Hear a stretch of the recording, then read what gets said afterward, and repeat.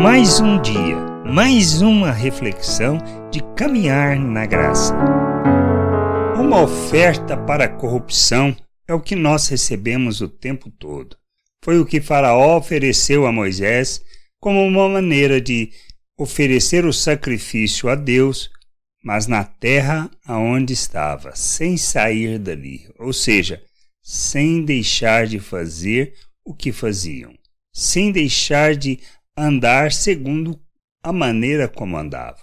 Moisés estava naquele processo junto com Arão para tirar Israel do Egito. Mas haviam tido alguns já milagres, ou seja, algumas pragas já tinham sido manifestas, mas o coração do faraó ainda estava irredutível, pois era um processo que Deus estava trabalhando, não no Egito, mas sim na nação de Israel. E aí a gente vê claramente que muitas vezes esta oferta é semelhante à que recebemos. Diz assim lá em Êxodo 8, 25 até o 27. Chamou o faraó a Moisés e Arão e disse-lhe: Ide, ofereceis sacrifício ao vosso Deus nesta terra. Respondeu Moisés: Não convém que façamos assim, porque ofereceríamos ao Senhor nosso Deus sacrifícios abomináveis aos egípcios. Eis que se oferecermos tais sacrifícios perante os seus olhos, não nos apedrejarão eles?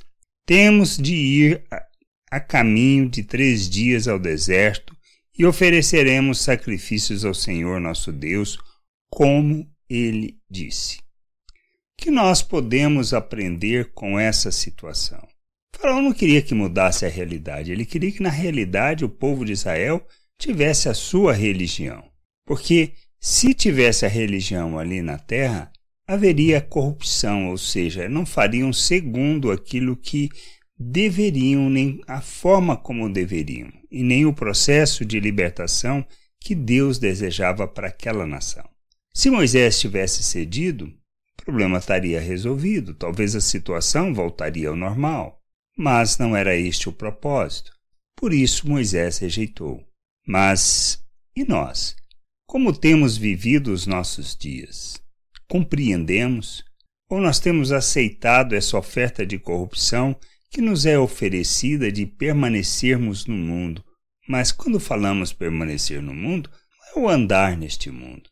É entendermos que é vivermos segundo os valores do mundo, mesmo que a gente tenha a nossa religião, mesmo que sejamos religiosos e possamos ir aos nossos cultos, aprender sobre Deus, pensar que estamos vivendo a sua vontade, mas estamos fora da vontade de Deus porque permanecemos no mesmo modo de pensar. O que a gente precisa entender é que nós somos chamados para nos libertar. Cristo nos chama para vivermos de forma diferente, não para pensarmos como o mundo, não para fazermos as mesmas obras do mundo, mas para pensarmos como Ele, pois recebemos da sua mente para vivermos o reino de Deus na terra. Ou seja, o que nós precisamos aprender, deixar o Egito para nós, é deixarmos a forma de pensar deste mundo, a maneira de agir, as atitudes, as nossas ações, as nossas reações em nossos relacionamentos, para que a gente expresse Cristo em tudo o que fizermos. Por isso, despir da natureza humana e nos revestirmos de Cristo, da plenitude de Cristo, é compreendermos que precisamos deixar de agir segundo a maneira de pensar do mundo e passarmos a aprender a agir segundo Cristo. Quando nós agimos, ou seja, quando em todas as nossas ações, as nossas reações, nos nossos relacionamentos, nós revelamos a mesma atitude de Cristo, isso quer dizer que nós estamos plenos, cheios de Cristo. Nossa jornada se trata disso. Quando falamos de santificação, é isso. É deixarmos de pensar segundo o mundo, para pensarmos segundo os valores do reino de Deus que Cristo revelou. Ele é o nosso modelo. Ele é o exemplo que nos concedeu para que a gente aprenda a viver o reino de Deus na terra, a andarmos na vontade de Deus. Essa é a vontade do Pai. Este é o querer do Pai para as nossas vidas, que a gente possa crescer nisso e pensar segundo o mundo é andarmos segundo o nosso egoísmo, a nossa arrogância, a nossa mentira, a hipocrisia.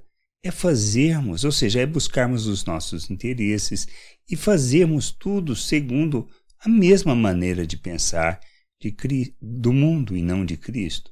Quando somos chamados a pensar como Cristo, a agir como Cristo, a nos revestirmos de Cristo, estamos falando expressar em todas as nossas relações o amor de Deus, a graça de Deus, a misericórdia, a paciência, a longanimidade, revelarmos o amor de Deus. Pois é claro para nós que quem ama não pratica o mal contra o próximo.